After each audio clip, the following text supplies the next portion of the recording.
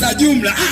Jumla maana yake ni kwamba ni ujumla wa mambo yote. Anaposema kwamba hii ndiyo jumla, hii ndiyo jumla, maana yake dunia nzima. Gusa chochote, soma sana, shika hela, usishike hela, uwe tajiri, uwe mlembo, uwe misi. Anasema mhubiri ya kwamba hii ndiyo jumla. Bwana Yesu asifiwe. Hii ndiyo nini?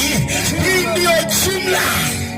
Ukimwona mtu analinga na combat mtani, ukiona mtu analinga na suti mtani, ukiona mtu analinga kwa mimi daktari, wewe mkumbushe tu, mwambie kwamba wewe mwanadamu unaijua jumla ya maisha yako.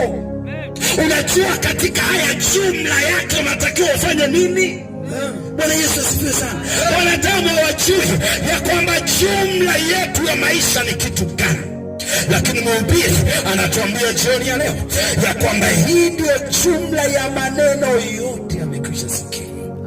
Maneno gani unajua? Mhubiri kwanza mstari Mhubiri 1, na nielewa vizuri. Mhubiri 1 ya watumishi au waandishi wa Biblia waliojaribu kufafanua kila uzuri uliopo duniani, Mhubiri amefafanua.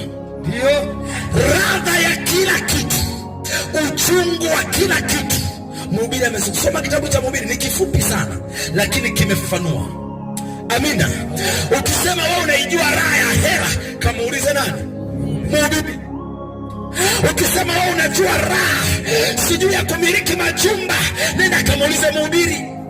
Ukisema wewe unajua uzuri wa wanawake, raha ya wanawake, wewe bado hujajua, kamuulize Mhubiri. Mhubiri ndio funga kazi ya kila kitu unachokiona duniani. Nani mwanaume utamfananisha na Mhubiri? Sulemani. Nanielewa vizuri hapo? Kumbuka wanadamu tangu kuumbwa kwa dunia hakuna mtu anayeweza kuvunja rekodi ya Sulemani. Na ndio maana Biblia inamwandika Sulemani kama ni moja ya mtu ambaye alikuwa ni hatari, mpaka Yesu anakuja kumsema ya kwamba maua haya hajapata kuvikwa kama alivyovikwa nani? Sulemani.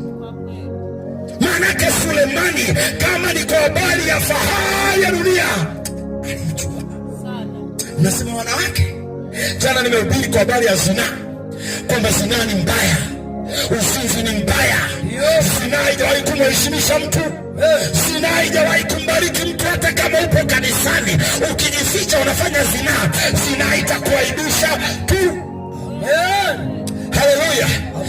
Zinaa hata kama leo itakupa milioni 1, kesho itakuaibisha tu. Wako